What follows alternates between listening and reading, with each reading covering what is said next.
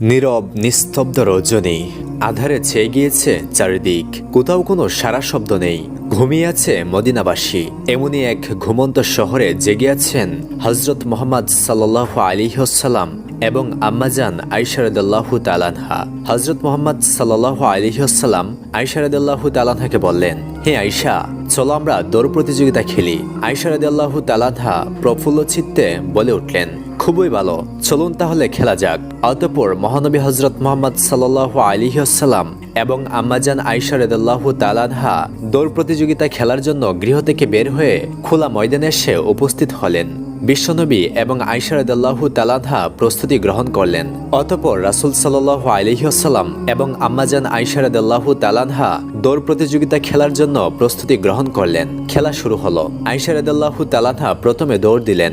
অতঃপর হযরত মুহাম্মদ সাল্লাল্লাহু আলাইহি ওয়াসাল্লামও দৌড় দিলেন। আয়েশা রাদিয়াল্লাহু তাআলা আনহা মনের খুশিতে দৌড়াচ্ছেন। হযরত মুহাম্মদ সাল্লাল্লাহু আলাইহি ওয়াসাল্লাম আয়েশা রাদিয়াল্লাহু তাআলা আনহার আগেই গন্তব্যস্থানে পৌঁছে গেলেন। তখন হযরত মুহাম্মদ সাল্লাল্লাহু আলাইহি ওয়াসাল্লাম আয়েশা রাদিয়াল্লাহু তাআলা আনহাকে ঠাট্টা করে বললেন, হে আয়েশা, আমি তোমার আগেই পৌঁছে গিয়েছি। আমি দৌড়ে প্রথম হয়েছি। আমি তোমাকে হারিয়ে দিয়েছি। আয়েশা রাদিয়াল্লাহু তাআলা আনহা প্রতিযোগিতায় হেরে গিয়ে এবং মহানবী হযরত মুহাম্মদ সাল্লাল্লাহু আলাইহি ওয়াসাল্লামের কথায় রাগান্বিত হয়ে গাল ফুলিয়ে দাঁড়িয়ে রইলেন। অতঃপর মহানবী হযরত মুহাম্মদ সাল্লাল্লাহু আলাইহি ওয়াসাল্লাম মুচকি হেসে আম্মাজান আয়েশা রাদিয়াল্লাহু তাআলা আনহাকে বললেন, হে হুমায়রা, রাগ করো না, চলো আমরা পুনরায় দৌড় প্রতিযোগিতা করি। আয়েশা রাদিয়াল্লাহু তাআলা আনহা ছিলেন সুন্দরী এবং তিনি রাগ করলে তার গাল দুটো লাল হয়ে যেত। এই জন্য হযরত মুহাম্মদ সাল্লাল্লাহু আলাইহি ওয়াসাল্লাম মাঝে মাঝেই আম্মাজান আয়েশা রাদিয়াল্লাহু তাআলা আনহাকে ভালোবেসে হুমায়রা বলে সম্বোধন করতেন। হুমায়রা অর্থ লাল সুন্দরী বা লাবণ্যময়ী। অতঃপর দুজনেই পুনরায় দৌড় প্রতিযোগিতা করলেন। আয়েশা রাদিয়াল্লাহু তাআলা আনহা দৌড় দিলেন। একটু পরেই দৌড় দিলেন হযরত মুহাম্মদ সাল্লাল্লাহু আলাইহি ওয়াসাল্লাম। এবারের দৌড়ে হযরত মুহাম্মদ সাল্লাল্লাহু আলাইহি ওয়াসাল্লাম ধীর গতিতে এগোলেন।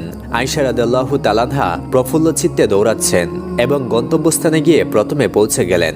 আয়েশা রাদিয়াল্লাহু তাআলা আনহা মনের খুশিতে রাসূল করিম সাল্লাল্লাহু আলাইহি ওয়াসাল্লামকে বলে উঠলেন, দেখলেন তো, এবার আমি প্রথম হয়েছি। আমি আপনাকে হারিয়ে দিয়েছি।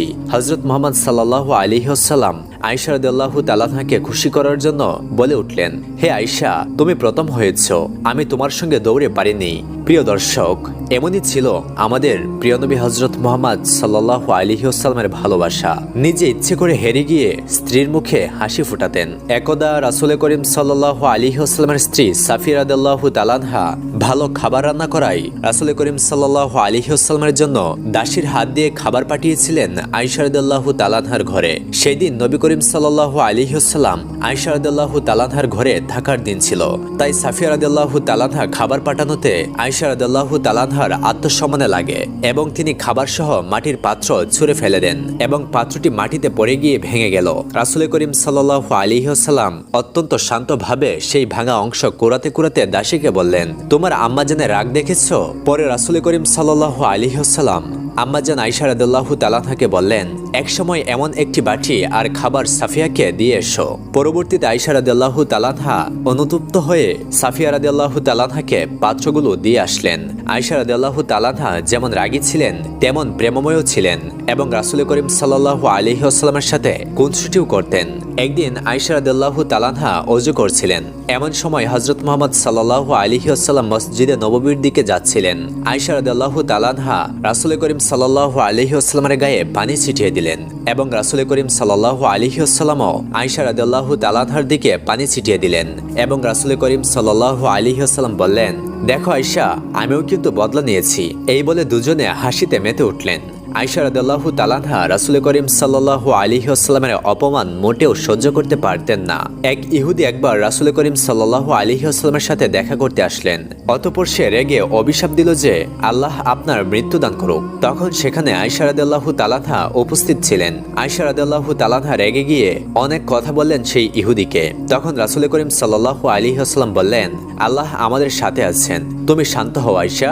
রাসূল করিম সাল্লাল্লাহু আলাইহি ওয়াসাল্লাম আয়েশা রাদিয়াল্লাহু তাআলা আনহাকে একটু বেশি ভালোবাসতেন। তা নিয়ে অন্য স্ত্রীরা কিছুটা ঈর্ষাবোধ করত।